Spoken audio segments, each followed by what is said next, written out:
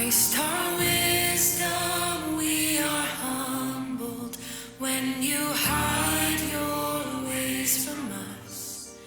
You have purposes unnumbered, each one good and glorious.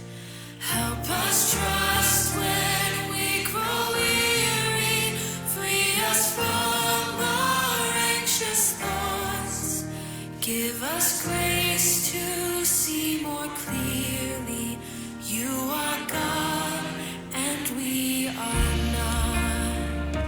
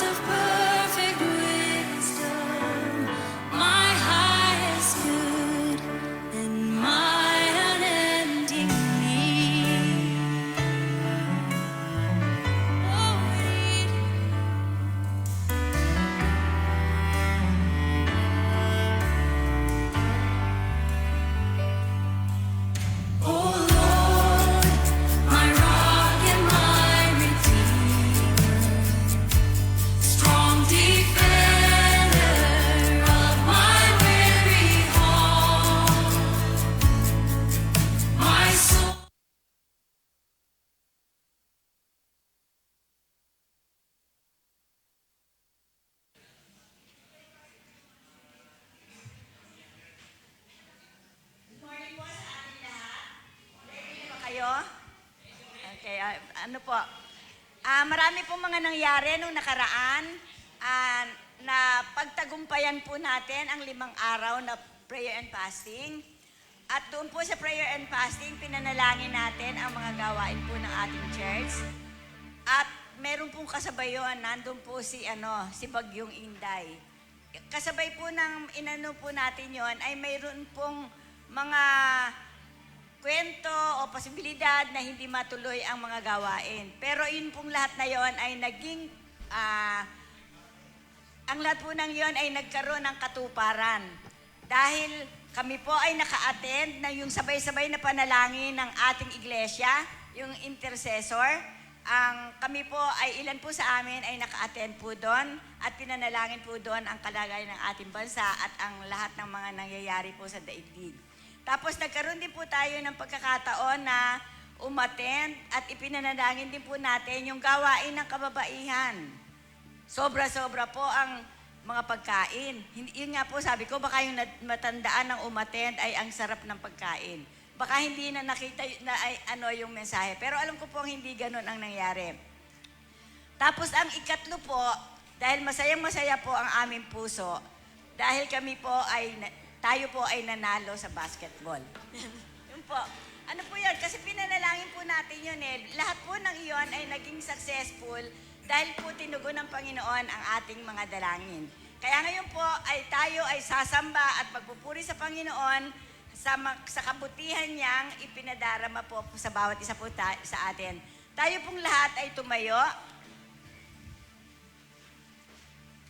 Sabay-sabay po natin basahin ang ating verse na magiging batayan para po sa ating pananalangin. Sabi po, ang lahat sa lupa, ikaw ay sinasamba, awit ng papuri, yaong kinakanta. Ang iyong pangalay, pinupuri nila. Iyon po ang ating gagawin ngayong umaga, kaya tayo pong lahat ay manalangin, ipanalangin natin ang kabuuan ng ating pong gawain ngayong umaga. Tunay Panginoon na pinupuri ka po namin at sinasamba ngayong umaga. Nais po namin na maparangalan ka sa iba't ibang paraan na ginagawa po ninyo sa buhay po namin. Kami po bilang iglesia ay sama-samang sasamba sa iyo, aawit at magpupuri sa iyong banal na pangalan. Ikaw ang Diyos na kamangha-mangha, ikaw ang Diyos na lumalang ng langit at lupa, at ikaw ang Diyos na nagbibigay po ng aming buhay. Kaya pinupurikan po namin at pinasasalamatan ka po namin doon.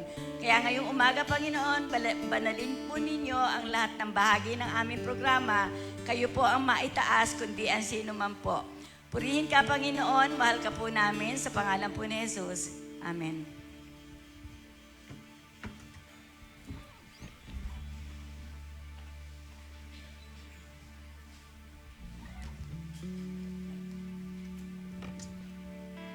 Magandang umaga po mga kapatid. Happy Lord's Day po sa bawat isa sa atin. At kamusta po kayo? Nawa po ay may boses pa ang bawat isa. At sama-sama po tayo magpuri sa Panginoon this morning. Atin pong basahin ang sinasabi po sa Psalms chapter 150. Ang sabi po dito, praise the Lord, praise God in His sanctuary. Praise Him in His mighty heavens. Praise Him for His mighty deeds. Praise Him according to His excellent greatness. Praise Him with trumpet sound. Praise Him with lute and harp.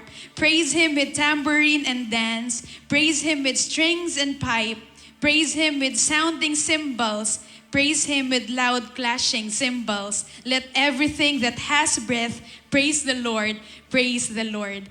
Ito po ang naging conclusion ng Psalms, ng buo pong book ng Psalms. At ito po ang isang conclusion na sinasabi po sa buong salmo ay praise Him, praise the Lord. At dito po sa psalm daw na ito ay nasasagot po yung 4 na tanong.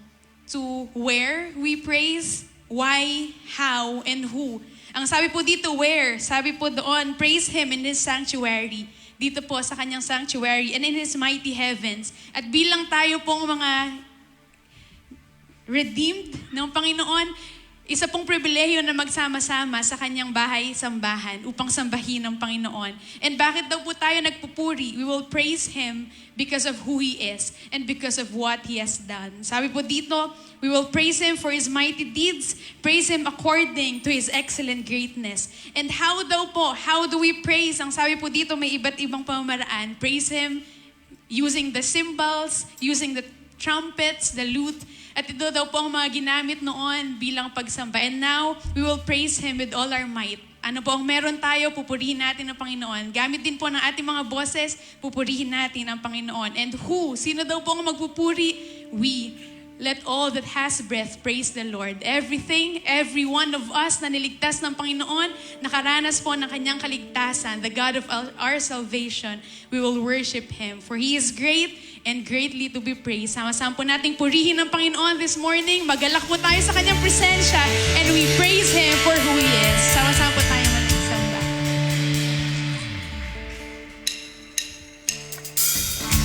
Let's clap our hands. Use our voices, mga kapatid. In His one church, we will praise Him. We will rejoice in His presence. Let's praise the Lord. Let's sing.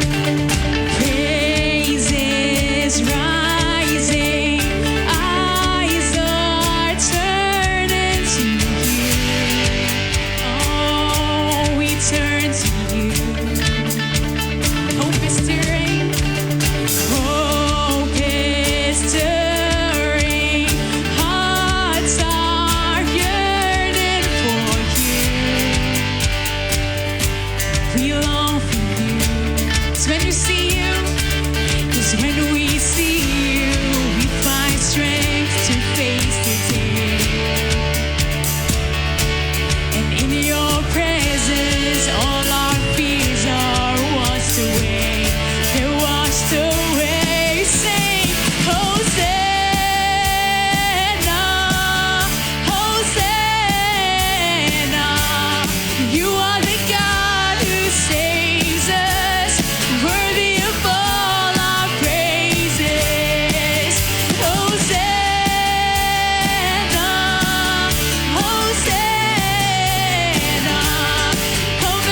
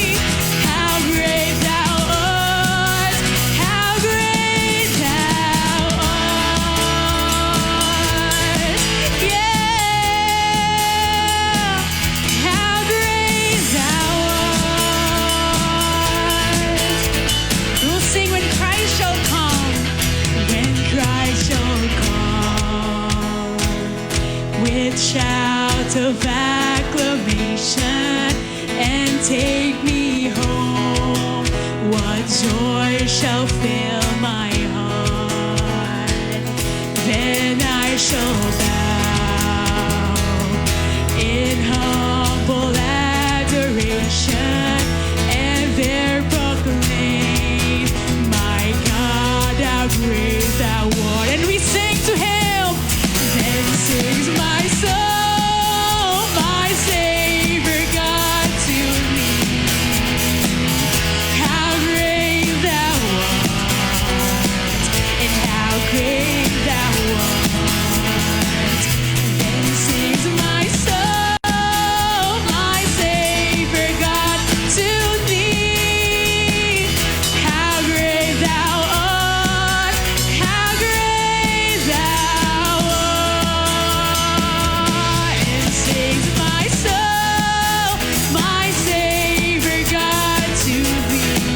How great thou art. Yes, Lord, how great thou art. Then sings my soul, my Savior God to thee. How great thou art, how great thou art. Yeah, how great thou art.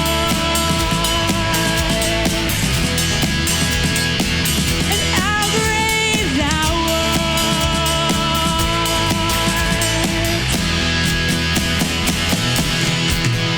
Let's give all our praises and adoration to the God who is great and to the God who is worthy.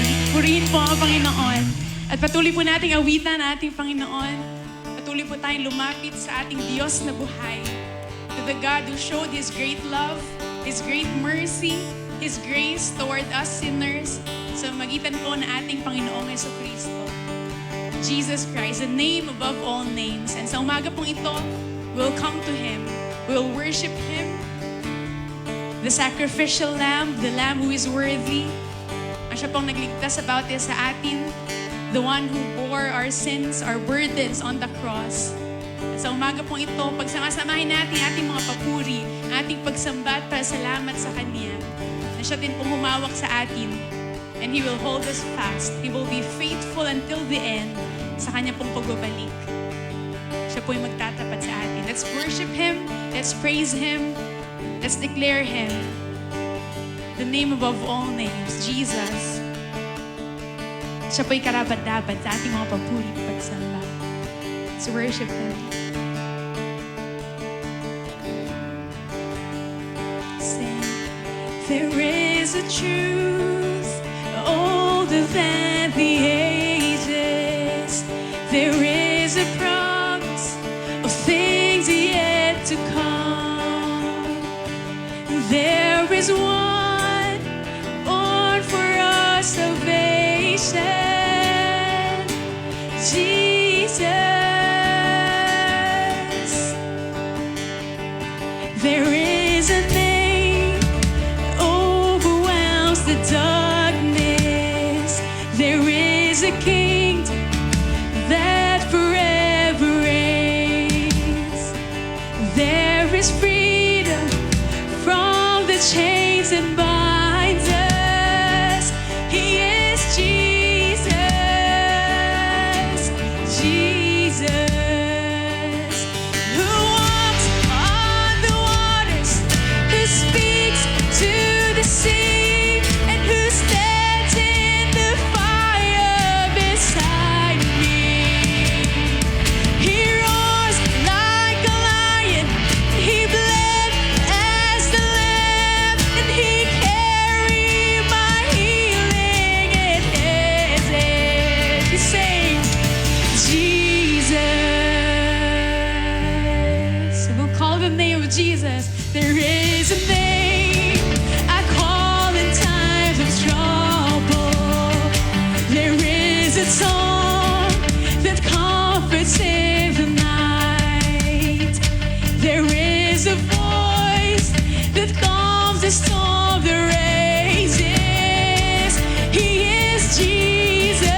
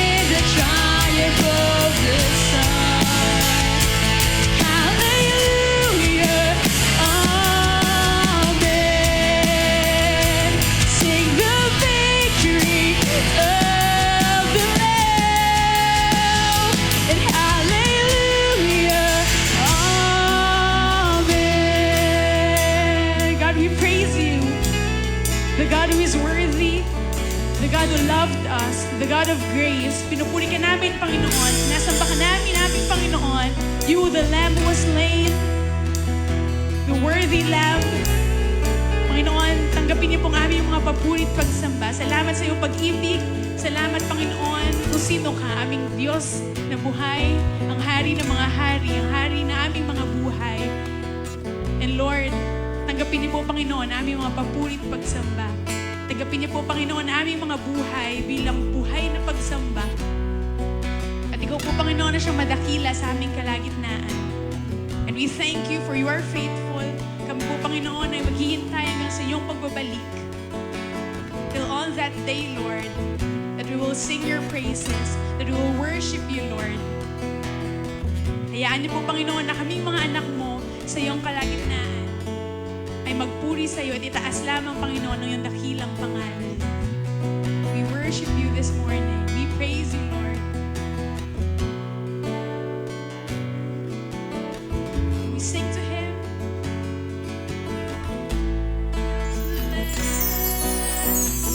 Now to the Lamb upon the throne,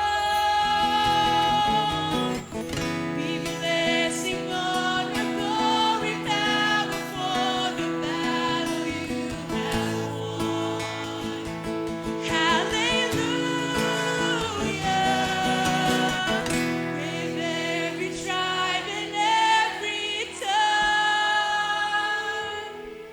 we join the anthem of the angels in triumph of the Son. Hallelujah, amen.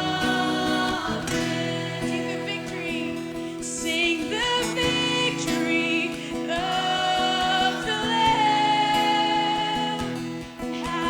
Hallelujah, amen. Salamat, Panginoon, dahil tinapos na muna, Panginoon, ang kamatayan sa krus ng Kalbaryo. And we thank you, Father, for your love for us, for your grace and mercy. And Lord, this morning, we glorified. This morning, ikaw lamang po ang siyang maitaas, aming makita, aming dakilain, Panginoon, at sambahin. Ikaw po, Panginoon, ang maitaas, maluwalhati, at maraming salamat, Panginoon, dahil ikaw ang aming Diyos at kami nakakalapit sa iyong paanan. Lord, we thank you, we glorify you. This is our prayer in the mightiest name of Jesus Christ, our Lord and Savior. Amen and amen. Maaari po ba nating palakpakan ng Panginoon? Amen. Malakas sa palakpak para sa ating Diyos na buhay. Come on! Can we all shout hallelujah? Come on, let everything that has breath praise the Lord. We praise your name, God. Maraming salamat, Panginoon. Lord, with everything that we have, Lord God, we praise you. We honor you. We glorify your name. We love you, Lord Jesus. We love you, Holy Spirit. We love you, Father. Maraming salamat for this wonderful day that you have given us, Panginoon, na kaming lahat na may hininga, nagsasama-samang tinataas ang iyong banal na pangalan, Panginoon. Maraming salamat po. At sa umagang ito, Panginoon, as we continue on our worship, Lord God, thank you for this privilege, Lord God, na kami po ay makadulog sa inyo with confidence, Lord God, na ikaw po ay nakikinig, Panginoon, sa dalangin po ng iyong mga anak. Tinatawagan po natin ang ating mga kapatid po na meron pong tanging pasalamat at kahilingan at sa lahat po ng mga kids po natin. We're gonna pray for you. Kaya tinatawagan po kayo sa dakong unahan. And sa mga hindi naman po natako sa unahan, we encourage you to pray wherever you are in the spirit of worship. Habang kayo po ay nandyan sa inyong mga upuan, ay alahanin po natin ang goodness, faithfulness sa ating King of Kings and Lord of Lords. We praise you, Lord. Samahan niyo po kami sa panalangin. Panginoon, sa umagang ito, sa paglapit po namin sa iyo, Panginoon, alam namin na ikaw ay kasama namin. Ikaw ang aming Diyos na sinusunod, sinasamba, Panginoon. Sa pagkapatong po ng kamay ng iyong mga abang lingkod, Panginoon, sa inyong mga anak, ay maranasan po namin lahat ng katiyakang pong nagmumula sa inyo. Sa pangalan po ng aming Panginoong Jesus.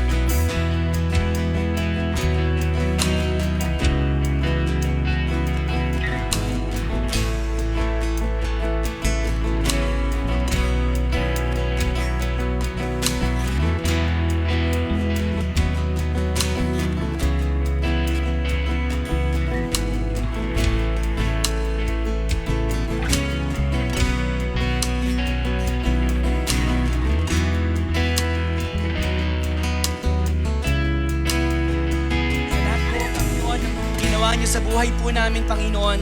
Walang hanggang pagpapasalamat at pagpupuri ang nais po namin ibigay sa iyo, Panginoon. Salamat po, O Diyos. Takip niyo po ang aming pagpupuri at pagpapasalamat. Sa ngalan po ng aming Panginoong Jesus, lahat po tayo magsabi ng Amen. Good morning po. Palakpakan natin ang Panginoon. God bless you, kids. Ingat kayo pagpunta sa inyong Sunday School room.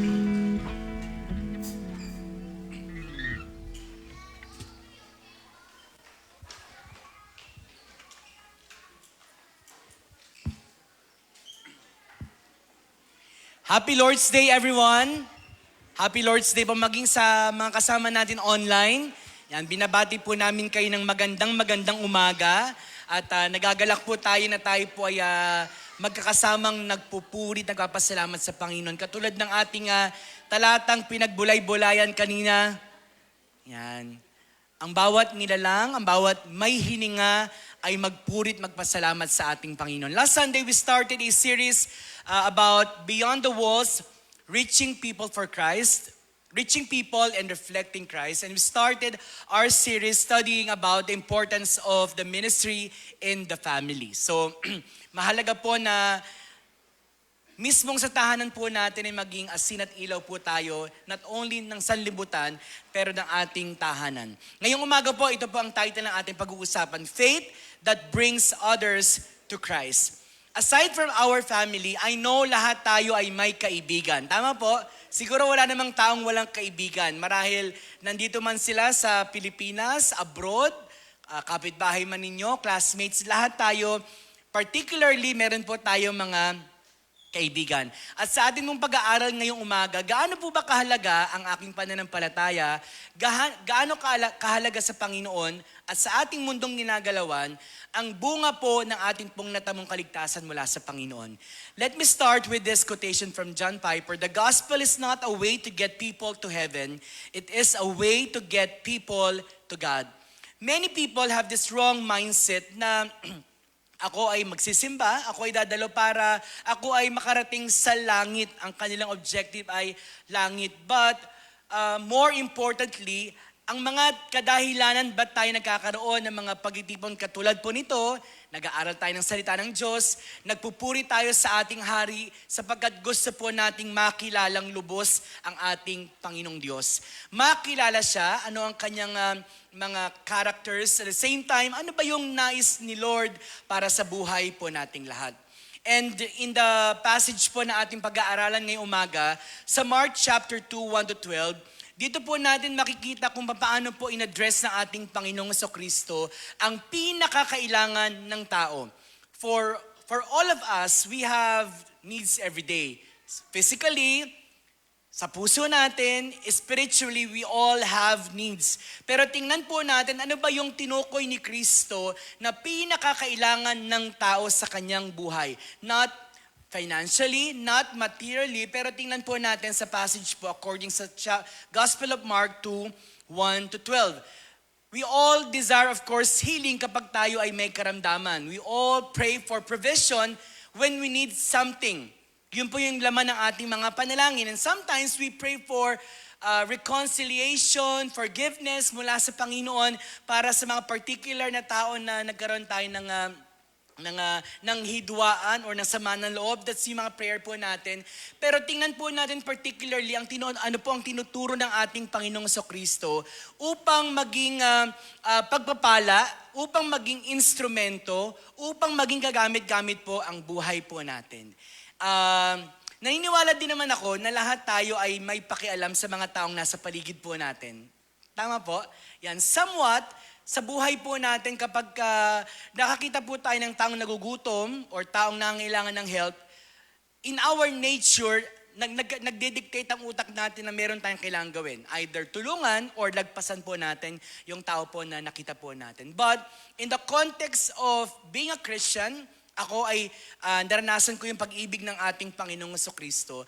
Ano ba yung mga dapat na maging responses ko everyday whenever I see my friends, whenever I see my friends na kailangan ng tulong, nag-a-ask ng help, ano po ba yung dapat na maging tugon ko, especially doon sa gusto po natin makita ngayong umaga, yung pinakakailangan ng tao sa kanyang buhay. Sa Mark chapter 2, verses 1-12, mamimit po natin ang apat na magkakaibigan na nakakita ng isang tao, ng isang lalaki na nangangailangan ng tulong at alam nila specifically ang kailangan ng taong ito na kaya po ang kanilang naging hakbang ay dinala po nila doon sa alam nilang tutugon sa pangailangan ng taong ito. And in Mark chapter 2 verse 1 to 12, it will reminds us the importance of genuine faith, yung good works na kailangan makita po sa mga mananampalataya. And for us to reach people and reflect Christ, we have to understand the importance of good works or yung bunga ng ating kaligtasan.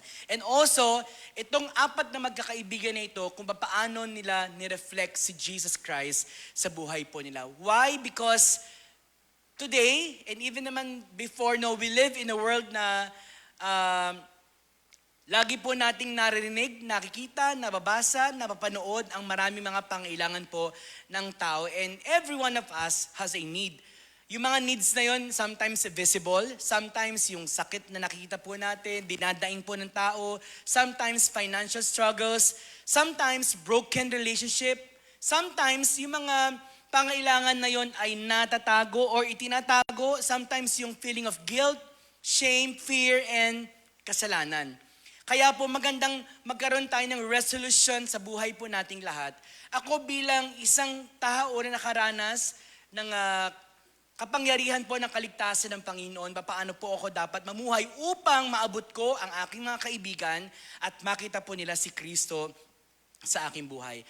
Jesus Christ is not only Savior and Lord ng buhay po natin, not only a miracle-working God, but also sa passage po na ito, mas makilala po natin ang ating Diyos. Ang ating pong proposition ngayong umaga ay, heto po, if we want others to find forgiveness, freedom, and restoration, we must lead them to Christ. Again, marami po mga tao ang nangangailangan. Sometimes we say na, pastor ako din, maraming kailangan. But more particularly, many people wants many things in this world, material things. Pero makita po natin through His scriptures, ano po ba ang higit na pangailangan ng tao sa mundong ito.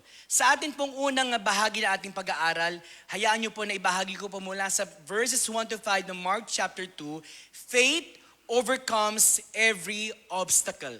Ang taong may pananampalataya ay nalalagpasan po niya ang lahat ng mga hadlang, lahat ng mga challenges sa buhay po niya. Basahin po natin ang Marcos chapter 2 verse 1 to 5. Pagkalipas ng ilang araw, bumalik si Jesus sa Capernaum at kumalat ang balitang siya'y nasa bahay. Nagkatipon doon ang napakaraming tao, kaya't halos wala nang mapwestuhan kahit sa labas ng pintuan. Habang nangangaral si Jesus, may dumating na 4 na taong may dalang isang paralitiko. Hindi nila mailapit ang paralitiko kay Jesus dahil sa dami ng tao. Kaya binakbak nila ang bubong sa tapat niya at ibinaba ang paralitikong nakaratay sa higaan. Nang makita ni Jesus kung gaano kalaki ang kanilang pananampalataya, sinabi niya sa paralitiko, "Anak, pinatawad na ang kasalanan mo." Tingnan po natin sa unang bahagi na ating pag-aaral, yung pananampalatayang nag-overcome ng mga challenges and obstacles sa buhay po natin.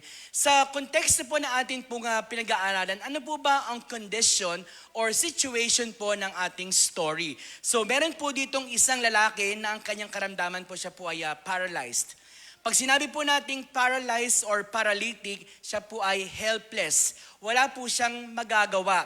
Ang kailangan lang po niyang gawin ay dumepende po sa ibang mga tao. And from the different stories po ng Bible, may bulag, si Bartimaeus. For so many years ng buhay po niya, nandun lang po sa gilid, nag-aantay ng biyaya, nag-aantay ng taong lalagpas po sa kanya. Here comes a person, a man, na paralitiko, na sa kanyang buong buhay, nangailangan po siya ng tulong mula sa ibang mga tao. And imagine, without these 4 people or 4 friends na sa passage po na ating pong binasa, parang wala pong paraan para po siya ay makaalis doon sa kanyang pwesto. Or walang paraan dahil po in our passage, alam po natin maraming tao, kumalat po ang balitang nandoon si Jesus Christ, nagkagulo, punong-puno ang lugar na kung saan present po ang mga taong ito. So ibig sabihin parang magiging hopeless ka na makalapit ka kay Jesus Christ. Pero sa mga characters po sa unang bahagi na ating pag-aaral, present po ang situation po. May isang taong paralitiko na nangangailangan marahil ng kagalingan, pero yung reality ng kanyang condition, wala po siyang magawa without the help of other people. And alam natin sa panahon po ng mga Hudyo po noon, kapag ikaw ay may sakit na paralitiko, of course, ikaw ay neglected in the society. But in our story today, meron pong magkakaibigan, 4 na magkakaibigan, na meron pong napakalaking puso para kanila pong ipakita ang pagmamahal nila sa taong ito na kanilang nakita na paralitiko. And from the problem and from the challenges, meron po tayo nabasa po sa ating talataan, sa talatang 1 hanggang 5, kung paano po tumugon ng 4 na magkakaibigan. Hindi lang po sila naawa, hindi lang po sila, hindi siya makalakad. Sorry, hindi ka makapunta doon kay Jesus kasi paralyzed ka. Some people may react like that, na feel sorry about that person, pero hanggang doon lang po. Or for many of us, naiyak tayo sa bagyo, sa mga nalindol, pero hanggang doon na lang talaga po yun eh. Pero after yung naramdaman natin yung awa sa kanila, what's next? Tingnan po natin, alam natin may barrier po. Meron pong malaking nakaharang po mula sa pwesto po ng paralitiko, papunta sa ating Panginoong Hesus. Yung malaking crowd na nagsisiksikan kasi nais po nilang marinig yung mga pangaral po ng ating Panginoong Hesus. Dahil po, kumalat na po sa maraming bayan ang himalang ginawa ng ating Panginoong Hesukristo, kaya marahil ang tao ay interested, nais po nilang marinig at maranasan at makita in their own eyes ang kapangyarihan ng ating Panginoong Hesukristo. Napakadaling sabihin ng 4 na magkakaibigan. Alam mo, sinubukan naman namin pero siguro balik na lang kami bukas. Sorry kasi hindi namin kayang buhatin kayo, mabigat kayo. Siguro some other people. Pwedeng pong pumasok sa kanilang mga isipan yung mga thought po na yon. Pero ano po yung malaking breakthrough or turning point ng talatang ito na binasa po natin? Hindi po nanatili sa kanilang mga paningin ang kanila pong naranasan. Pero itong magkakaibigan na ito na 4, they were all determined at sa kanilang pag-ibig po na naisipadama sa taong ito na hindi makalakad, helpless, dependent, naging resourceful po sila. Sapagkat naniniwala tayo ng tunay na pag-ibig, resourceful po yan at determined po yan. Sabi nga, hahamakin ng lahat, di ba? So kapag talagang ikaw ay may malinaw na damdamin ng pagmamahal, walang hadlang dyan, gagawin lahat. So ang pag-ibig po ng 4 na magkakaibigan na ito ay kanilang pinadama doon sa taong nagnanasa na makita at marinig ang ating Panginoong Hesukristo. For many of us, itong picture na ito ay, malinaw naman po, very familiar na, di ba? Pero ano po ba ang significance po nito? Sometimes ang perspective natin nandoon sa binutas, nandoon sa paralitiko, pero doon sa talataan po na ating unang binasa, nakita ni Kristo yung pananampalataya ng 4. Hindi po yung paralitiko, pero yung 4 na magkakaibigan, nakita po nila ang pananampalataya nila. Alam niyo po, ang bahay po noon, hindi naman po katulad ng mga bahay po natin ngayon. Tinatawag po nila itong yung mga bahay po na yari sa bato, pero ang kanilang bubong po ay hindi naman po bato din, pero kahoy. So, parang box type, okay? So, particularly, may mga tahanan po noong unang panahon na may hagdan po sa gilid. Kasi, na-imagine nyo ba, paano napunta sa bubong yung 4? Binato ba nila yung kaibigan nila, no? So, siguro kung tayo ay palalawakin natin yung ating imagination, oo nga naman, paano ba? 1, 2, 3, bro, saluhin mo to ha. So, kasi kung walang hagdanan, mahirap din. Pero, tingnan, ano nga ba talaga yung naging pamamaraan po nila? Ang nakita po nila, yung 4 na magkakaibigan, ang kanilang pananampalataya, makakalapit tayo kay Jesus. Makakarinig ng gospel itong friend natin. Kahit na sinasabi ng sitwasyon, crowded, maraming tao, sinabi ng nakalagay doon, full na, wala nang parking, full na. di ba pag sinabi nun, hindi mo na pwedeng ipilit yung gusto mo. Sa iba ka na talaga maghanap ng parking, di ba? Ang nakita nila, anak, jump pack na yung lugar, bawal na dito.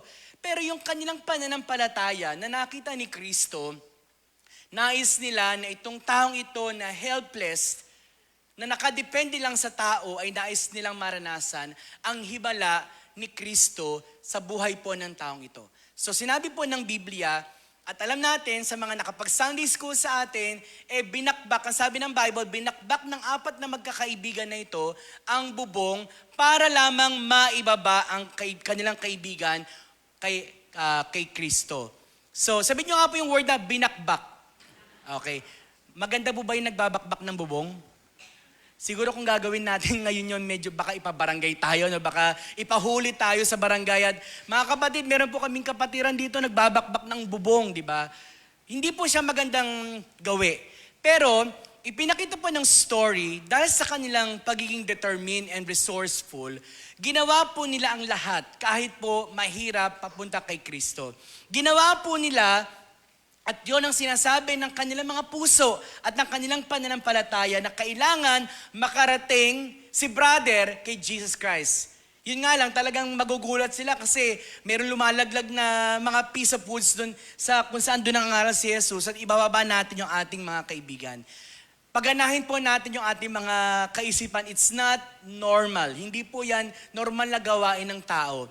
Pero sa isang taong may pananampalataya na nais na makita ang kapangyarihan ng Panginoon, gagawin ang lahat para sa ating Panginoong Kristo.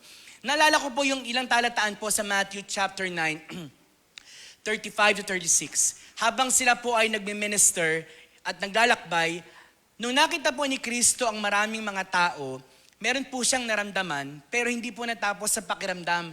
Meron po siyang ginawa, at nung makita po niyang napakaraming tao, nahabag po siya sa kanila, sapagkat ang sitwasyon po ng tao, litong-lito, hindi alam ang gagawin, parang mga tupang walang pastol. Parang yung paralitiko kanina. Helpless ito eh. Pero yung mga sumunod pong talata po dyan, after na mangaral po ni Kristo, nagpagaling po sila, nagpakain po sila. So hindi pala natatapos sa pakiramdam yung pananampalataya, may ginagawa ang pananampalataya. Kaya pala sabi ni James, faith without works is dead. It's normal to feel na makita natin yung kalagayan ng tao, pero napakahalaga pala na meron tayong gawing resolution or action doon sa naramdaman po natin. Ang pananampalataya po ng 4 na magkakaibigan na ito ay very active, very resourceful, very determined, at very sacrificial.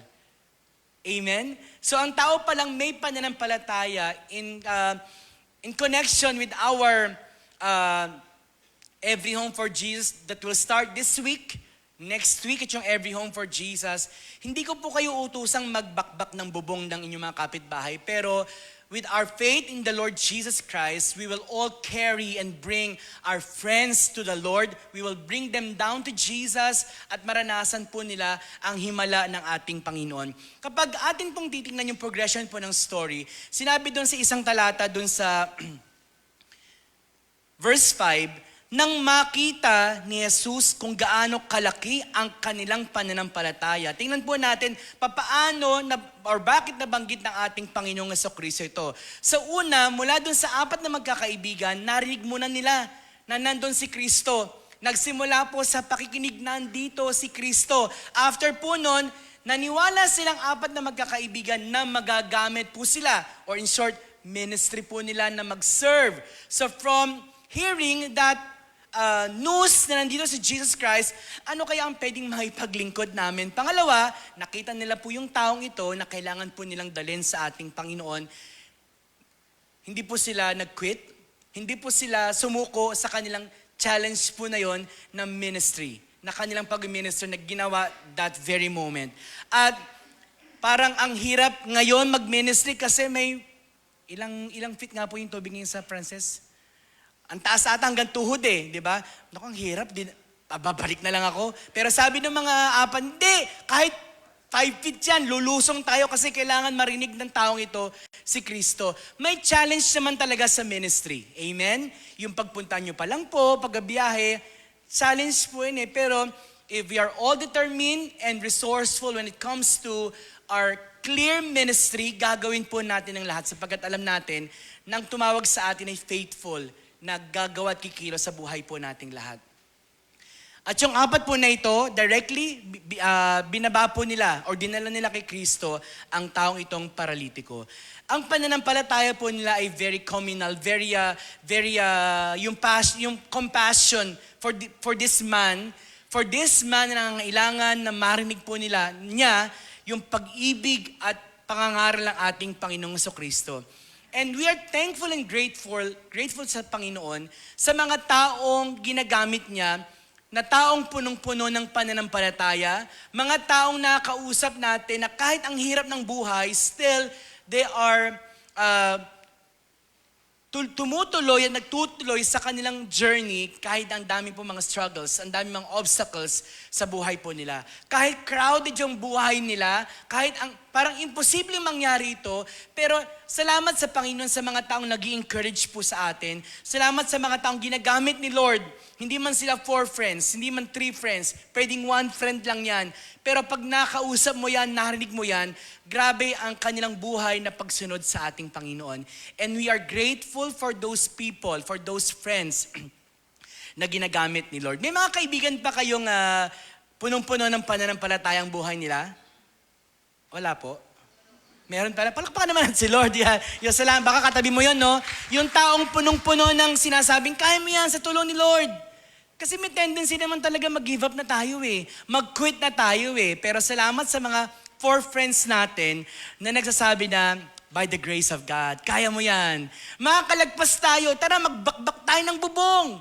Marinig mo si Jesus Christ. And we need people in our lives na magdadala sa atin sa Panginoong Kristo. And your friends, kailangan po nila kayo. Pagtulong-tulungan po natin yung mga kaibigan po natin. Aminin po natin, they have all the excuses in life. Tama po, di ba? Ang daming excuse sa mga tao. Ang daming dahilan. Pero alam niyo po, ang taong may faith, determined po yan, at resourceful po yan. Ang church po ay tinawag para daling po natin ang mga tao sa Panginoon. The church is called to help bring people to Jesus through prayer, encouragement, and sharing the gospel. It will start nung narinig po ninyo yung announcement ng Every Home, ay, pagpipray ko yan. Di ba sabi natin kanina yung progression po, narinig nilang nandyan si Christ. Tara, mag-minister tayo dito. So narinig natin may Every Home, it's either, bahala na sila dun, o pagpipray ko yan kasi may kaibigan akong dadalin sa Panginoon. So, sa mga kapatiran po nating lahat, tayo po ay tinawag ng Panginoon na magdala tayo ng ating mga kaibigan sa ating Panginoon. Let's start with a simple prayer. Lord, I'm praying for my friend. I'm praying for my father. I'm praying for my mother. Dinadala ko po sila sa iyo sa panalangin. With that simple desire and action of prayer, alam niyo po, alam natin, nagagawa po natin ang kalooban ng Panginoon. We encourage them. So this midweek po, Wednesday, magsasend po kami ni Jack ng mga personal invitation po niyo for last Sunday. Tapos yung mga, nasa mga purok-purok po natin, ay pupunta po kami nila Jack kasama ng mga volunteers po natin sa mga lugar para makapagbigay po tayo ng invitation po sa kanila. So ibig sabihin po, from prayer, encouragement, kailangan we participate. We engage, we get involved doon sa narinig po natin, kailangan po natin gawin. So, ang tunay na mananampalataya at tunay na may pananampalataya, hindi po yan nag-give up kahit may mga obstacles na kinakaharap. Amen po ba doon? Kaya po, kung kayo po ay mananampalataya na may tunay na pananampalataya, huwag po tayong mag-quit. Before we go to our second point, nais ko pong ibahagi ang mga salitang ito. Ang paglalapit ng mga tao kay Jesus ay hindi madali o komportable. Totoo naman po talaga yan. Invite pa nga lang parang challenging na. Pero alam niyo po, haharap tayo sa mga maraming hadlang, maraming excuses, mga abalang schedule, at iba't ibang dahilan. Pero alam niyo po, ang pananampalataya ay hindi sumusuko kapag kahit na nakaharang ang maraming tao sapagkat naghahanap ito ng bubong. Ang taong may pananampalataya, well, hindi po literal na bubong po ito, maghahanap ka ng paraan upang sa tulong ng Panginoon ay magawa po natin ang kalooban ng Panginoon. Sapagkat ang tunay na pananampalataya ay demonstrated sa ating pagsunod sa Panginoon at pagtatiyaga at hindi tayo sumusuko. So, ang faith po ay may action. Okay? So, hindi lang to basta words or promise natin kay God, commitment, pero may action po ang faith. Number 2, Jesus is the only source of real forgiveness. Ang tunay po na pangailangan ng taong ito, base po sa talatang binasa po natin. Of course, inisip nila, dahil may sakit, ano po ang kailangan niya? Kagalingan. Gumaling mula doon sa kanyang pagiging paralitiko. Ibig sabihin, kailangan makalakad ito. Dahil dinala ko ito kay Kristo, kailangan makalakad. Kung bulag, kailangan makakita. Pero taliwas po sa iniisip ng mga taong nakapaligid kay Kristo, ibang-iba ang kanilang narinig at nakita. Bayan niyo, basahin ko po yung talatang 5 hanggang 9. Nang makita ni Jesus kung gaano kalaki ang kanilang pananampalataya, sinabi niya sa paralitiko, "Anak, pinatawad na ang mga kasalanan mo." May nakaupo roong ilang tagapagturo ng kautusan na nag-isip ng ganito, bakit siya nagsasalita ng ganoon? Nilalapastangan niya ang Diyos. Hindi ba't ang Diyos lamang ang makapagpatawad ng kasalanan? Dahil alam naman po natin, never po nila kinilala si Kristo bilang anak ng Diyos, Messiah. Kaya po ganito na lamang ang pagtingin at pag-interpret po nila ng sinabi ng ating Panginoong Kristo. Ang mundong ito, pilit pong umahanap ng kaparaanan, papaano mareresolve yung mga issues, papaano makapagpapatawad sa magitan ng kanyang sariling understanding, or minsan, ini-ignore na lang yung nakaraan, or sinasabi nga natin, hayaan mo na lang, magiging maayos din yan. Marami po tayong mga principle na naiisip natin sa sarili natin na nagiging kaparaanan natin na itong solusyon dun sa pagkapatawad na nais kong ibigay sa taong ito. Because for maybe naman po talaga, marami sa atin, konti sa atin, or lahat tayo, naranasan po natin na masaktan po. And lahat ng nakaranas po ng mabibigat na damdaming ito, dumarating tayo sa punto ng buhay natin, gusto natin maging malaya. Gusto natin makaranas yung, ba't ako hindi ako makatulog, pero yung taong ito parang ang sarap matulog. Naramdaman po natin yung pagkakaroon ng maraming mga anxieties and worries sa buhay po natin. Baka kasi hindi natin tunay po na naranasan yung sinabi ni Kristo doon sa taong paralitiko. Taliwas doon po sa nais pong marinig ng mga tao na, okay, lumakad ka dyan. Pero ang unang binanggit ng Panginoon, pinatawad ka na sa iyong mga kasalanan. Son, your sins are forgiven. Alam niyo po, people needs to recognize, our friends should recognize yung ating pong problema. Yung pinakamatinding problema po nating lahat at yun po ay kasalanan. Alam ni Jesus ang kanilang iniisip, kaya't sinabi niya agad, bakit kayo nag-iisip ng ganyan? Alin ba ang mas madali ang sabihin sa paralitiko, pinapatawad na ang mga kasalanan mo, o ang sabihin, tumayo ka, bitbitin mo ang iyong higaan at lumalakad? Yung huling bahagi po ng talataan, ito po yung iniisip nila. At tayo din po, di ba, yun ang ating pong nakikitang solusyon sa paralitiko. Ang sabi ni Jesus, tumayo ka dyan, lumakad ka. Pero ano po ang significance po ng sinabi ni Kristo na ang mga kasalanan mo ay pinapatawad na? Nais pong ipakita ng passage po na ito, ng story na ito, na ang tao po, tayo, ang ating mga kaibigan, dapat po nilang malaman ang kanilang pinakamatinding problema ng buhay po nila. Not the health, not money, not your struggles today, pero po yung kanilang kasalanan po laban sa ating Diyos. Grabe po yung pagkatawag ng Panginoon, Son, your sins are forgiven. Anak, pinatawad na ang iyong mga kasalanan. Ganun po gustong ipakita ni Kristo yung kanyang biyaya sa taong ito. Iba po yung lambing pag tinawag ang nak, di ba? Sa tawag po na yon. And nung binabasa ko po itong passage po nito ng ilang beses, ganun ka-tender, ganun ka-care ang ating Panginoong Kristo sa taong itong makasalanan. Anak, alam mo, pinatawad ka na, that's it. Magaling ka na, di ba? Kasi alam ni Jesus yung greatest need ng tao Tayo, madalas, bigla ko naalala, di ba sa the Lord's Prayer, hindi natin tinatapos yun pero ituloy niyo po yung the Lord's Prayer. Sinabi doon, yung importance ng forgiveness. We pray, pero minsan hindi tayo marunong magpatawad. And in connection with this verse, Ang sabi ni Kristo, anak, pinatawad ka na sa iyong mga kasalanan. Kasi alam ni Jesus, hindi hindi siya makalakad yung kailangan niya. Kailangan niya yung kalayaan mula sa kasalanan. And nais si Kristo na marinig at na malaman po ng taong ito yung pinakadakilang kailangan po niya. Not that healing na makalakad siya muli, pero yung eternal gift na maranasan po niya yung forgiveness mula sa ating Panginoon. Sapagkat ang pinakadakilang regalo, marahil, na inisip ng tao, bahay, lupa, sasakyan, pero ang pinakadakilang himala na pwede po nating matanggap po sa Panginoon ay kapatawaran at yung restored relationship. Amen? We think of these things na magbibigay ng satisfaction sa buhay po natin. Pero ang pinakamalaking himala po ay hindi yung kagalingan ng katawan po niya, pero yung pagtanggap po niya ng regalo, ng biyaya ng Panginoon mula mismo kay Kristo Jesus. Kaya po, dun sa tagpong ito, nakita po natin kung paano ang Diyos ay Diyos, si Kristo ay Diyos, na sa kanyang mga salita, narinig po ang pagpapatawad, na kay Kristo lamang po ang pag-asa. Though, itong mga taong ito nag-argue, teka lang, bakit parang mali? Hindi naman siya Diyos Ba't niya sinasabi ito?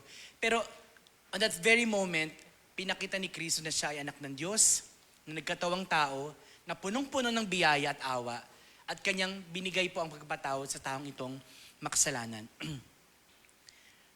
Tinanggap na po ba talaga natin ang kapatawaran mula kay Kristo? Naranasan po ba na talaga natin yung kapatawaran mula sa ating mga kasalanan? And habang tinatype ko nga yung PowerPoint, inisip ko din, sa mga moments po na nahihirapan tayo, no?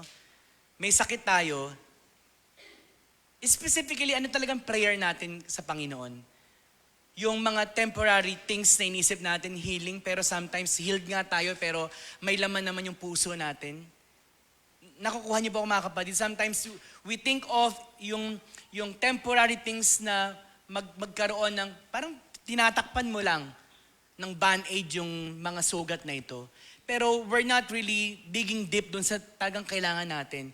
We ask for cellphones, pero teka lang, baka wala ng communication sa bahay. Amen? Parang minsan dami nating hinihingi, pero hindi natin nakikita yung talagang nais ni Lord na ma-deal sa buhay po nating lahat. Nung taong pong ito, ang pinakakailangan po niya, hindi po yung makalakad, kundi yung maranasan po niya yung kapatawaran mula sa Panginoon. Why? Because forgiveness is our greatest need. Or yung greatest need ng humanity ngayon, yung kapatawaran mula sa ating Panginoong Kristo. At in-address po ni Kristo yung eternal destiny ng taong ito. Hell to pero in-offer niya yung kanyang pagkapatawad sa taong ito. At ang tagpumpong ito ay nagpapaalala po sa atin kung gaano po kahalaga ang buhay natin. Kahit may sakit o wala, paralyzed o hindi, pare-pareho po tayong makasalanan at kailangan po natin yung kapatawaran ng ating Panginoon. And exactly, nakita po natin ang mission ni Jesus Christ. I came to seek and save the lost. And this man, yung paralytic man, lost po ito at kailangan po niya ng salvation mula sa Panginoon. Let us remember, only God forgives. At sa Kanya lang po natin tunay na matatagpuan ang pagpapatawad at kapatawaran. Marami po nagsisikap na ayusin ang problema ng buhay or sa buhay. Totoo naman, we call different people, pumunta na kayo sa kung kaninong alam niyong tutulong sa mga sigulot sa pamilya, pero hindi natin minsan naalala na si Kristo ang sagot at yung ginawa niya sa buhay po nating lahat. Ngunit nakakalimutan ang pinakamahalagang suliranin, ang kalagayan ng kanilang kaluluwa sa harap ng Diyos. So ito mga friends po na i-invite po natin, aside na ipag-pray natin sila, we will encourage them, we will invite them. And through God's Word, as they reflect on the message po, marinig po nila, napakasarap pong marinig po nila. Hindi yung magandang buhay, hindi yung masarap na buhay, pero marinig nila na ito yung kahihinatnan po ng buhay po nila after all these things in this world. Sometimes, nag-iisip tayo kung sasabihin ba natin yung bad news sa kanila kasi inisip natin baka magalit sa atin, pero yung bad news po na ito, talaga ito yung kanilang eternal destination. kailangan po nilang marinig po ito eh. Hindi yung mangako tayo ng doon tayo kakain, doon tayo pupunta, hindi po eh. We should offer or tell them the truth, nothing but the truth about their life, their temporary lives here on earth. So, bago tayo lumipat sa panghuling puntos po natin, napakahalaga po ng forgiveness. And every human being needs to experience forgiveness from the Lord Jesus Christ. Kasi po, kapag naunawaan na po natin ang pagkapatawad mula kay Kristo, hindi na po magiging mahirap po sa atin ang magpatawad. Kasi po, una po natin itong naranasan sa ating Panginoong Jesucristo. Because lasting peace and eternal peace ay nagmumula lang sa ating Panginoon. For the temporary moment na nakakatulog ka, temporary moment na nakakapi-kapi ka pa, pero pag hindi ka nagpatawad sa tao, alam naman po natin yan, gulong-gulo ang buhay natin, ang isip natin, sapagkat hindi po pa higit na nagiging maliwanag po sa atin ang ibinigay pong kapatawaran ng ating Panginoong Jesucristo. Sa talatang 11 at 12 ng Marcos chapter 2, ang pangatlong puntos po natin ay ito. Jesus is the one who makes us whole again. Only in Christ, ng isang taong wasak or broken, paralytic, blind, ay makaranas muli ng isang buhay po na buo, may purpose, may destiny, may magandang plano ang Panginoon sa buhay po niya. Marcos chapter 2 verse 11 to 12. Ngunit upang malaman ninyo na ang anak ng tao ay may kapangyarihan dito sa lupa na magpatawad ng mga kasalanan. Sinabi niya sa paralitiko, tumayo ka, buhatin mo ang iyong higaan at umuwi ka na. 12. Tumayo nga ang paralitiko habang nakatingin ang lahat. Kaagad niyang binuhat ang kanyang higaan at umalis. Kaya nga ang lahat ang naroon ay namangha. Sila ay nagpuri sa Diyos at sinabi nila, kailan may hindi pa kami nakakita ng ganito. Again, sabihin ko po, yung progression at yung sequence po na nangyari, ang layunin ng Panginoon, bakit hindi niya sinagot yung nasa isip ng tao na kailangan makita na lumakad dito?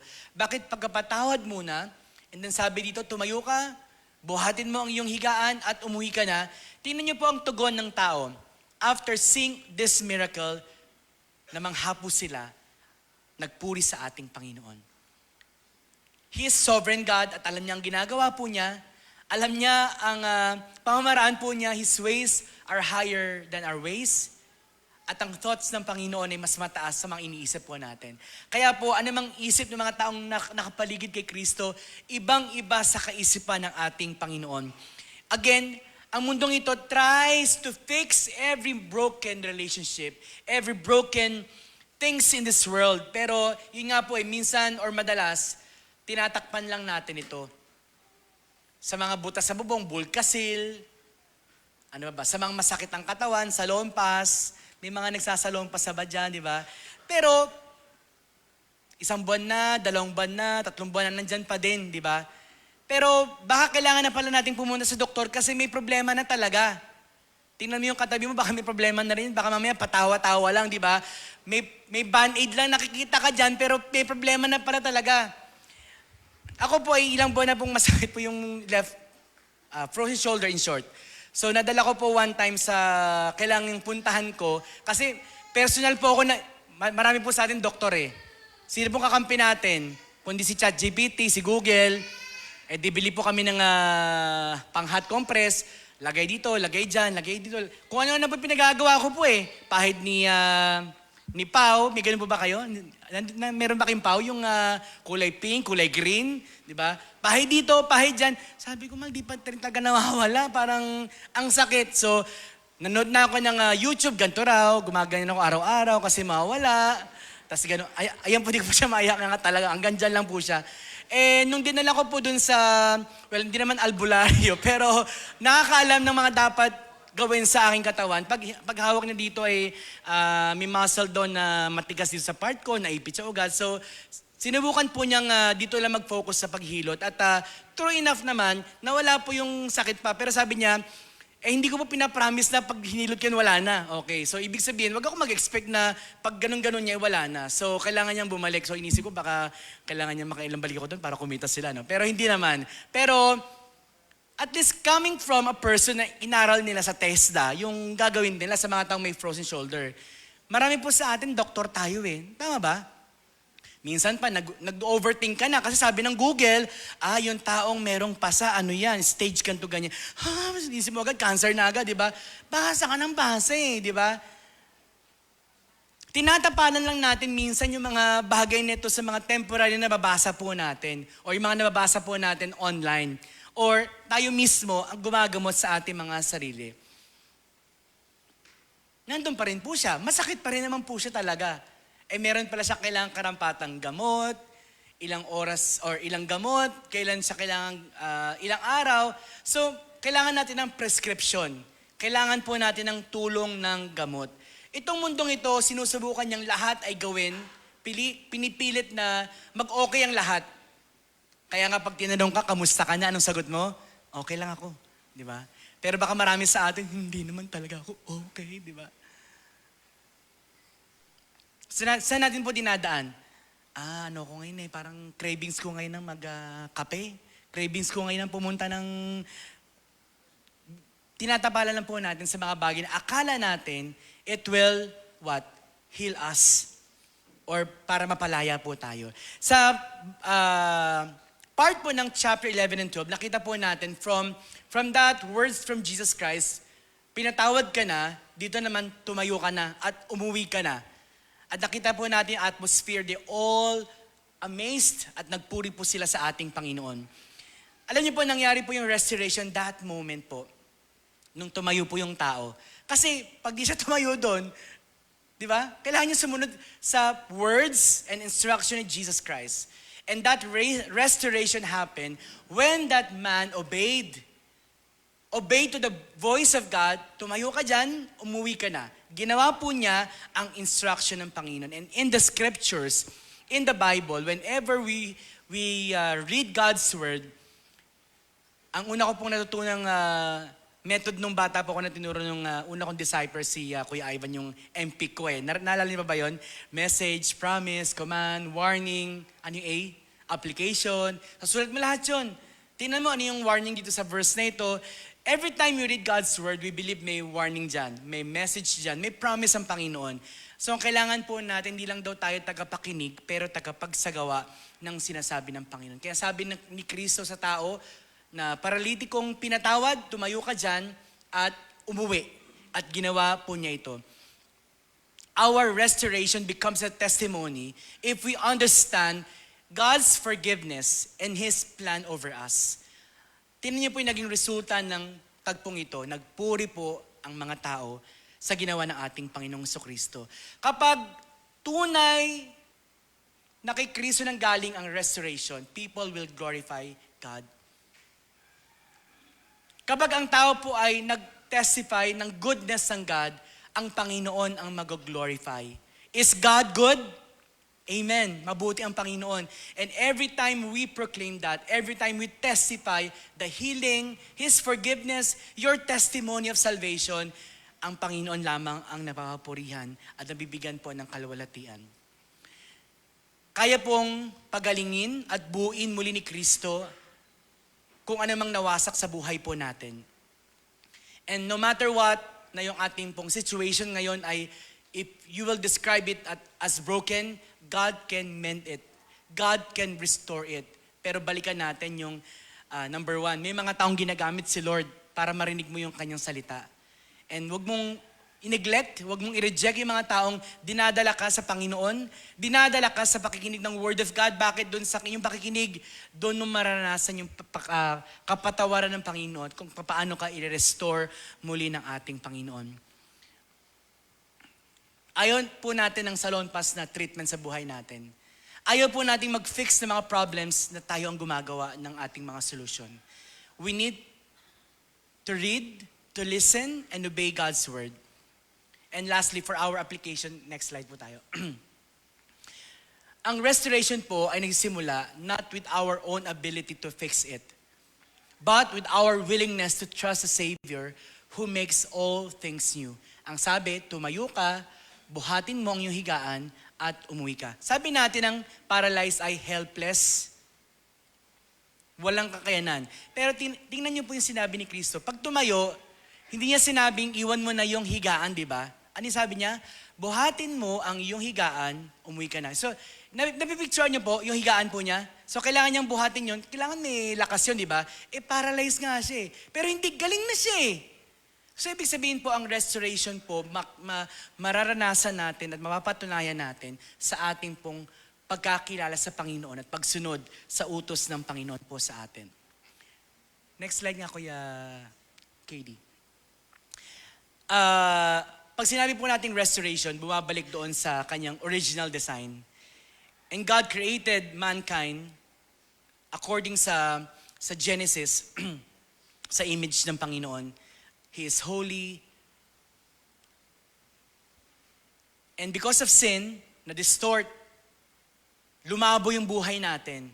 But because of His wonderful love towards us, nirestore tayo ng Panginoon, ng blood ng ating Panginoon sa Kristo.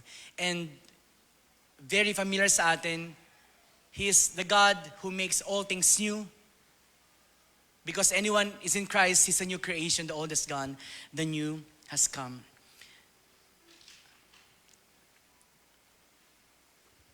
Kayang-kaya pong i-restore ni Jesus Christ ang anumang bagay po na nasira po sa atin. Gaano man kalalim yung sugat na meron ka ngayon, gaano man kalalim yung sugat ng pamilya mo ngayon, gaano man kawasak ka ngayon, kabasag ka ngayon ng puso mo, gaano man kalubog ang isang buhay sa kasalanan, may pag-asa po tayo sa ating Panginoong Kristo. Amen po ba?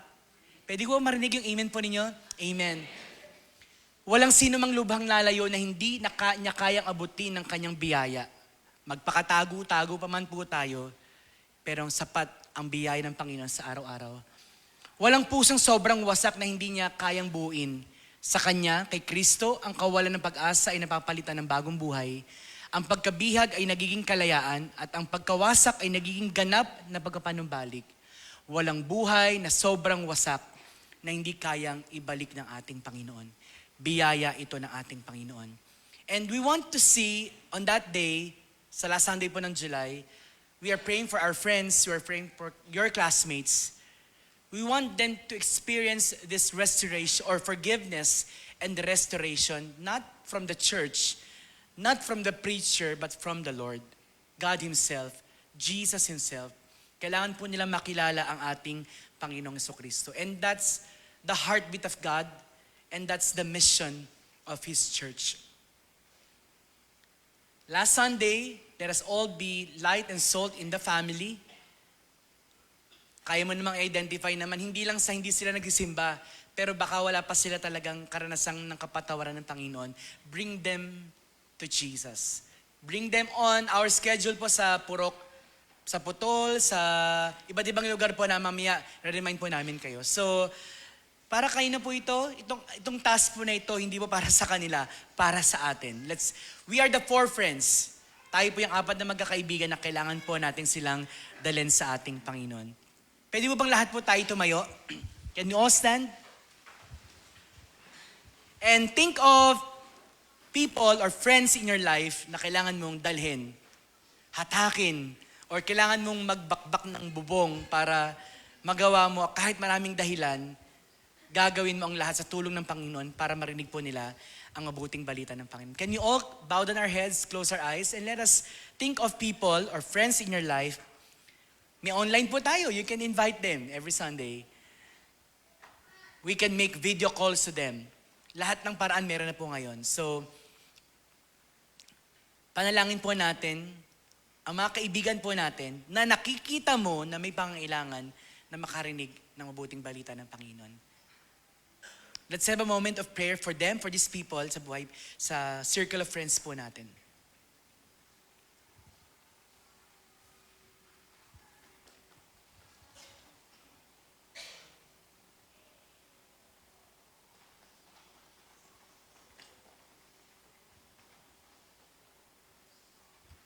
Please name them one by one, yung mga taong ito. Specifically, idulog natin sa Panginoon ang mga taong ito.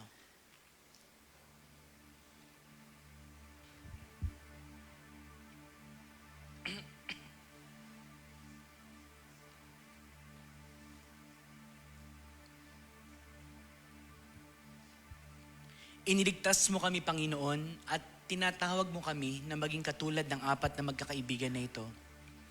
Na sa mga kaibigan po naming nakita namin ang kanilang kalagayan, ay huwag tumigil lamang hanggang doon sa nakita sila, kundi ma-move ang puso po namin, Panginoon. Ma-move yung puso po namin sa mga taong ito na papunta sa impyerno, Panginoon.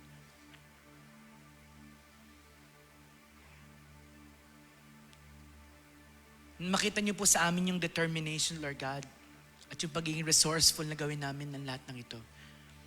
Kung sila po maraming dahilan para hindi sumama, bibigyan naman po namin sila ng dahilan para sumama sila sa amin, Panginoon.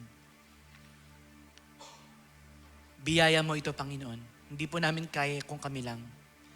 And thank you for the time and opportunity that we can do this Good News Sunday, this Every Home for Jesus. Hindi po ito activity, pero opportunity for our friends, Lord God.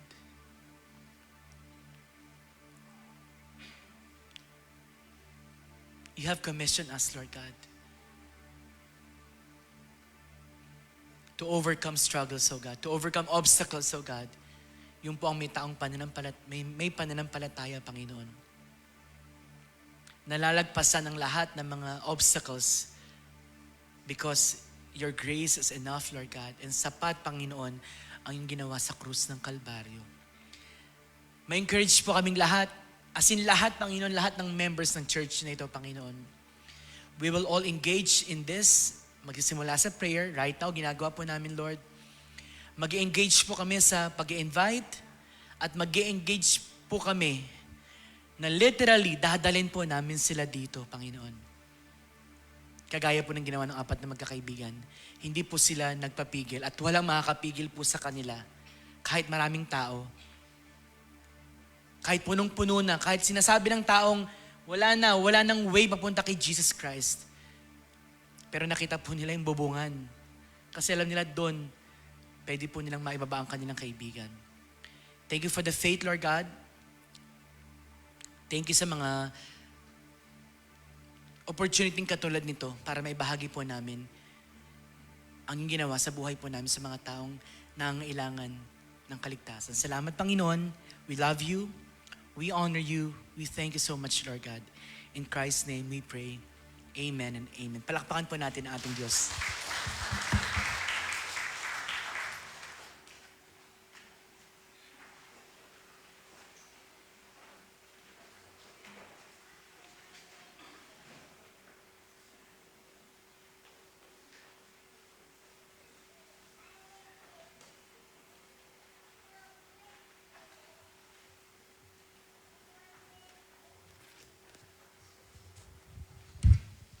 Isang mapagpalang umaga pong muli sa ating lahat. Tayo po ay nasa panahon po ng atin pong pagbabahagi ng tithes and offerings po.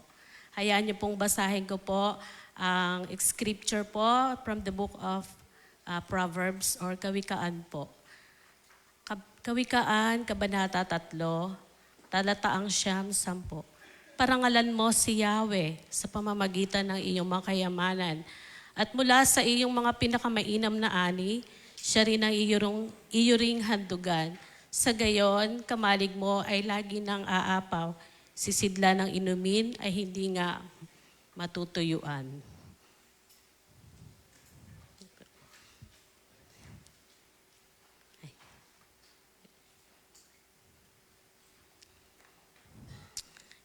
Tithes and offering po. Minsan po, iniisip po ng iba na ang tithes at offering po ay hindi tungkol lang po ito sa pera. Iniisip po, tungkol po pa sa pera. Pero para po sa atin pong mga Kristiyano, ito po ay tungkol po sa pagtitiwala at pagsunod sa Diyos. Kaya kapag po nagbibigay tayo, hindi dahil marami po tayong sobra or kundi dahil po kinikilala natin na ang lahat ng meron tayo ay galing sa Kanya.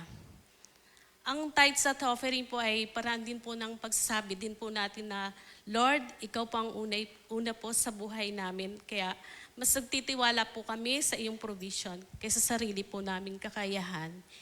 Hindi sinusukat ng Diyos ang halaga ng ating ibinibigay, kundi ang puso po sa likod nito. Ang tunay na pagbibigay ay may kasamang pasasalamat, pananampalataya at pagmamahal sa Panginoon. Dahil kapag siya po ang ating priority, hindi po tayo kailanman magkukulang sa kanyang biyaya at katapatan. Tayo po ay manalangin. Ama naming Diyos, pinupuri ka namin, pinasasalamatan ka namin.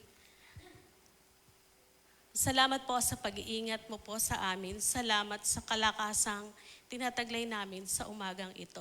Salamat po sa biyayang ipinagkakalob mo po sa bawat pamilya. Sa mga resources po na meron kami, marapat lang po na ibalik namin ang aming mga handog na taos-puso at may kababaang loob. We honor you, Lord, for your generosity, hindi lang po sa material na bagay, kundi po sa aming spiritual na kalagayan. We pray, Lord, na magamit po ang aming tithes and offering to glorify your name. We know, Lord, whatever we place in your hands, you are able to bless and multiply it.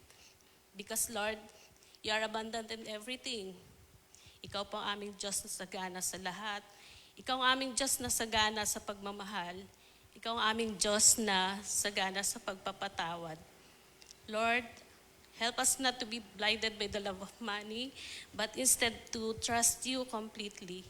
You are our own ultimate source of life. We surrendered everything to you, Lord. We entrusted everything to you. This is our prayer. In Jesus' name, amen.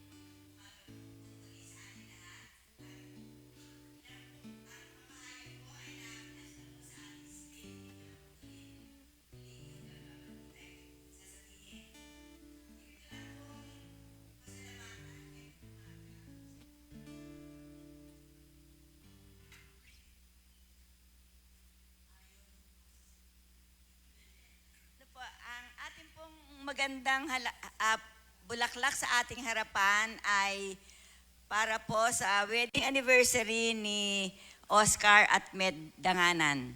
Yun po. Ang isa pa pong bulaklak natin sa harapan ay dahil po sa birthday ni Ate Noemi. Yan. Pastor, birthday ni Ate Noemi at sa buwan ng July ay ni Ate Nora. Yun po. Alam na po nila yon. Okay po. Tapos po, mapalad po tayo dahil kasama po natin ang pamilya ni Kuya Joey na nasa piling na ng Panginoon. Pwede ho kayang tumayo sila para po ma-recognize ng church na kayo po. Huwag na kayong mahiya. Sige na, Ate Lynn. Yan po. Purihin po. Maraming salamat po. Salamat po sa Panginoon at welcome po kayo sa ating pong pananambahan ngayon. Baka po meron tayong bisita din na hindi po na welcome po namin kayo sa pananambahan ngayong umaga. Katulad po ng in-announce ni Pastor, sa susunod na mga linggo po ay gaganapin natin ang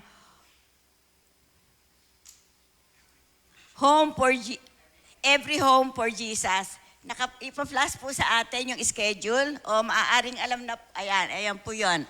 Sa Gatbukang Putol po, mag-uumpisa po ito sa July 17, 4 p.m. sa bahay po ni Cons Rusty. Sa July 18 po, sa Purok 5, Frances, 4 p.m. kay Nanay Toyang. Pagdating po sa Kapalangan, Muson, July 22, sa bahay, Wednesday, 4 p.m. din po, kaila Inang Yayang, doon po sa Kubo. Tapos sa July 25, sa Corazon, Saturday, 3 p.m. sa bahay po nila Sister Gina. Tapos ang panghuli po ay sa July 25, Saturday, 5 p.m. sa bahay po nila Sister Lynn. Sa Francis po yan. Wala po tayong, meron po tayong pagkatapos po ng live class, magkakaroon po ng mid-year evaluation ang lupon ng ating iglesia at kinakailangan daw po ang mga live class ay matapos ng 10:45. Yun po, kung meron pa po,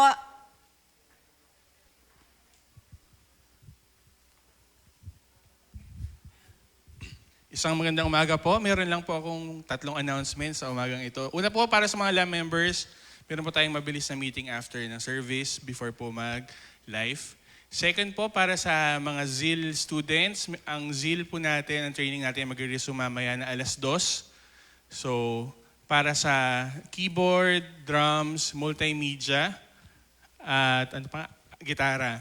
And then yung voice po ay malilate po kasi yung teacher nyo mamaya. So 3:00 naman po yun para sa mga vocals. So again, ang vocals po ay 3 o'clock and then the rest of the students ay 2:00 po dito sa ating kapilya.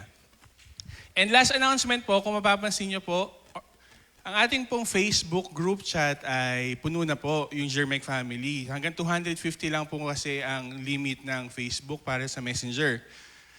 Ang dami pong pending na request na hindi po natin ma-add. So, nag-worry nga kami, baka ma-misinterpret or baka may magtampo, etc. Pero hindi po natin sila ma-accept kasi na-reach na po natin yung limit sa group chat. So, we will be converting po yung group chat natin into Facebook community.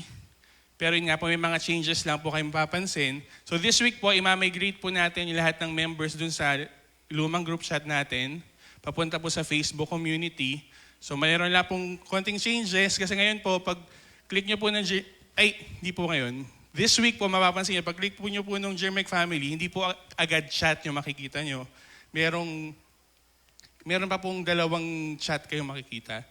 So yun lang po, i-inform po namin kayo na magkakaroon po tayo ng changes sa atin pong group chat within this week para po ma-accommodate po natin at mas mapagpatuloy po natin yung mga announcements natin na mahalaga sa ating iglesia. Yun lamang po. Maraming salamat and God bless us all.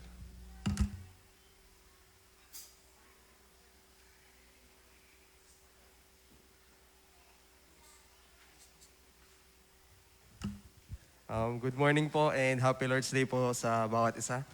Inaanyayaan po namin ang bawat kabataan po sa parating na July 19, 3:00 po ng hapon para sa ating prayer jam po. At sama-sama po tayo magpahinga sa piling ng bawat isa po at sa presensya ng Diyos. Pag-aralan po natin ang kanyang mga salita at magpanalanganan po tayo lahat. Salamat po.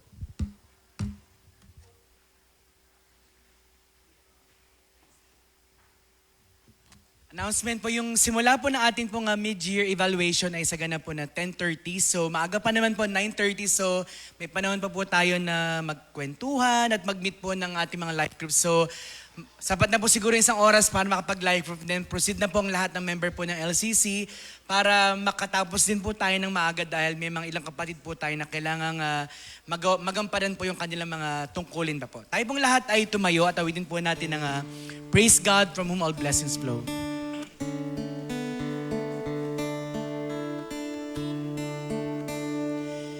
Praise God from whom all blessings flow. Praise Him, all creatures here below. Praise Him above, ye heavenly hosts.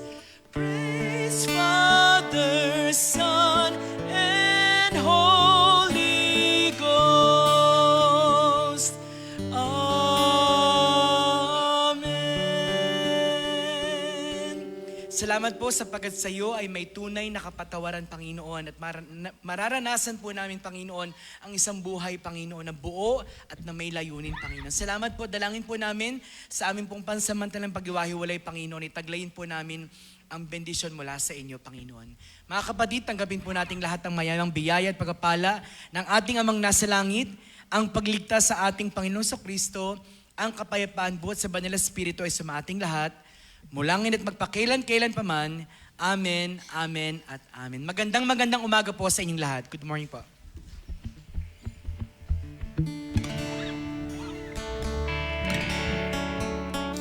Magandang umaga po muli sa bawat isa sa atin. Bago po tayo maghiwa-hiwalay, pumunta sa ating mga life group, muli po nating awitan ating Diyos na tapat, ating Diyos na mabuti sa ating mga buhay. Let's sing His praises.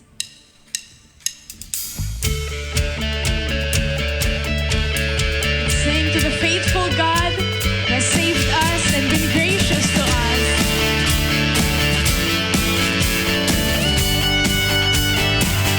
Let's sing. Great is your faithfulness, O God. You wrestle with the sinner's heart.